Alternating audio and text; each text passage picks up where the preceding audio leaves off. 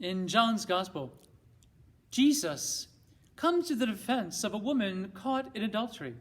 The Pharisees want to entrap Jesus by seeing how he'll react if he'll uphold Mosaic law in reference to the sin that this woman has done, because in Moses' law, she should be stoned.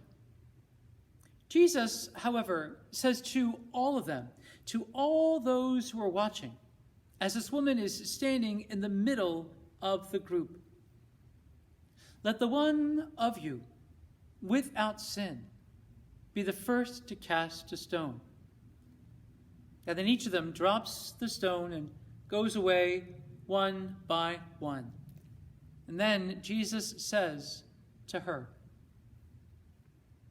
"Woman, where are they? Has no one condemned you?" She said, "No one, Lord." And Jesus said, "Neither do I condemn you. Go and sin no more." What does Jesus do here? First of all, my dear friends in Christ, he does the third spiritual work of mercy. He admonishes the sinner. He doesn't condemn her, but he tells her, go and sin no more. But he also, my dear friends in Christ, fulfills the fourth spiritual work of mercy, comforting those who mourn, comforting the sorrowful. She is mourning for the loss of her virtue. She's mourning for the loss of her life. She's mourning and sorrowful that she has been severed from God and from his covenant. She doesn't need condemnation. She needs salvation.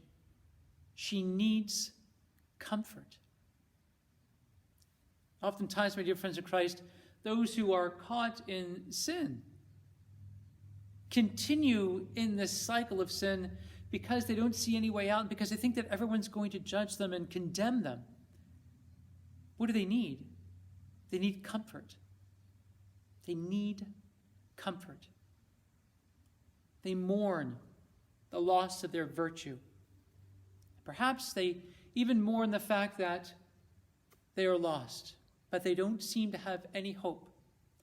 It's up to you and to me to help them find that hope. How do we do that? By listening objectively to someone's needs and concerns, by being present to them, by sharing in their sorrow. Perhaps it's not someone who's necessarily sinned at all, but perhaps it's somebody who's experienced a great traumatic loss. We can be present to them. We can listen to them. We can respond with love and with support, and without using platitudes that don't seem to be very comforting at all. Saints in the making, we are called, you and me, to comfort the sorrowful, to be present to them, that they might know that God is present to them.